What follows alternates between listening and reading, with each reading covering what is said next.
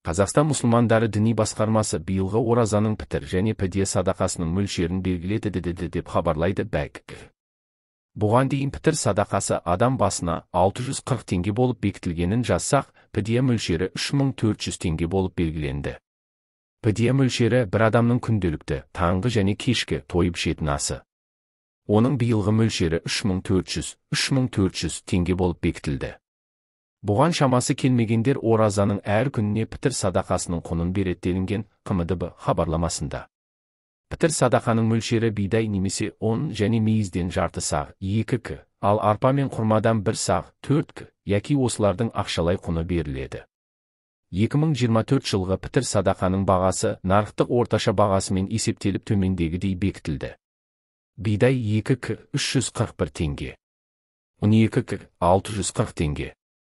Арпа 4 к 701 теңге.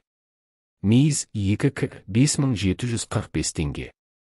Құрма 4 к 8536 теңге. Қазіргі таңда бидайдың өзі емес, ұн, талқан секілді оның өнімдері кең қолданылады. Сол себепті Қазақстан мұсылмандары діни басқармасы пітір садақаның құнын ұнмен есептеуді негізге алады. Өйткені шариғатта бидаймен қатар оның өнімдерімен де пітір садақа беруге рұқсат етіледі. Пітір садақаны берудің уәжіп уақыты айттың 1-ші күні.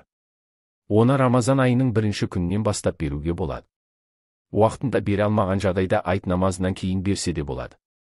Алайда пітірді айт намазына дейін беру мұстахаб.